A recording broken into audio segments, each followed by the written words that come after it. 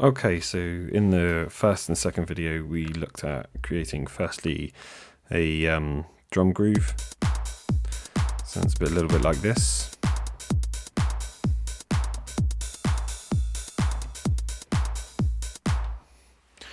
And then we added in a bass line, so it sounded like this. Okay, nice and pumping. I did adjust the filter slightly. I just brought it down a little bit, made it sort of groove a little bit more. I also, you might have noticed there where I muted the ride symbol. Okay, to mute stuff, you have to be on your drum track, press play, hold down note, and you can mute those individual drums. Okay, that's muted the kick drum and the ride.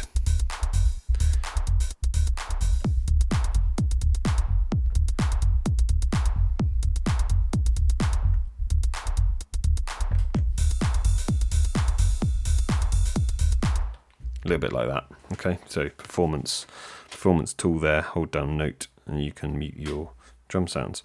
Right, okay, so let's get into making a sort of synth sound for this little looping techno track. Okay, so I'm going to go to so I'm going to select track 3. I haven't actually selected yet what type of track that is. That could be a drum track. As I scroll through here, drum and compressor. It could be a looper. Okay, I'm going to choose a tone track, so that's all your synth sounds. Okay, so I haven't actually thought about a synth sound for this yet, but I'm going to it says initial tone, so I'm going to click down on there in the note section of the sequencer. Sorry, not the sequencer. I'm in the note section or note menu here.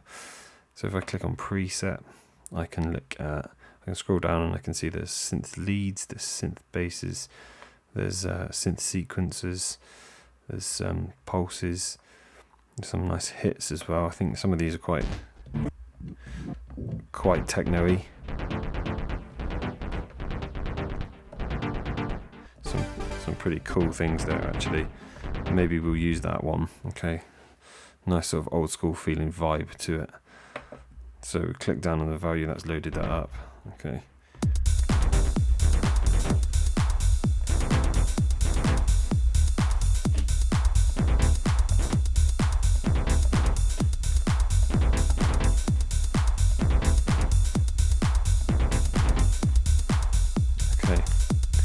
So I'm actually going to record this in live so that it's got a bit more of a human sort of feel to it. So let's hit play, and then I'm going to press the record button as well, and that will allow us to record that in live.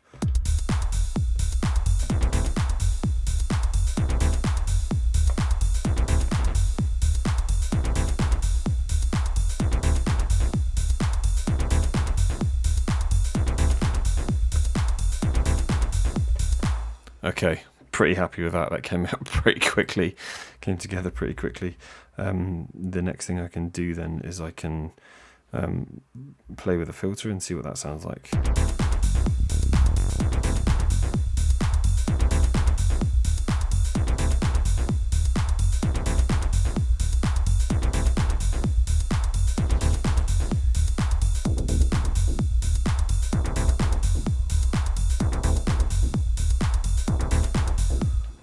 Okay, so that sounded pretty cool.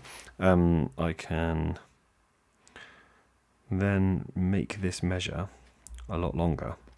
Okay, so if I hold down if I go into the sequence, hold down sequence, I can click on the measure and make that 2 bars. Let's make it 4 bars.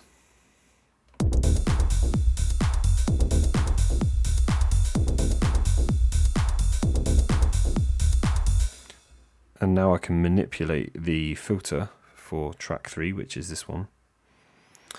Okay, sorry, this one here. I can manipulate that, and I can give that synth sequence some movement. Okay, so if I press play and then I press record as well, I can record the movement of my filter.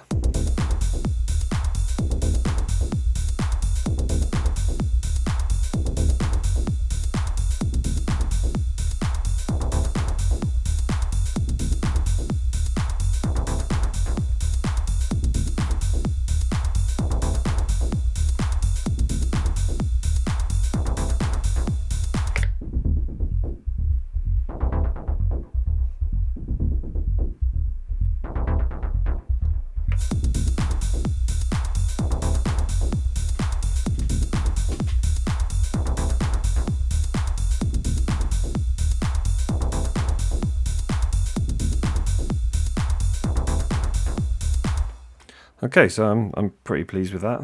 That sounds pretty cool, and this is definitely now on its way to being a filled out, a full sort of sounding 4-bar loop. This could then be obviously saved into something like Ableton or Cubase, and then made into a full track. So thanks for watching, and if you liked what you've seen and like what you've heard, make sure you hit the subscribe button and check out my channel for part 4 of this tutorial.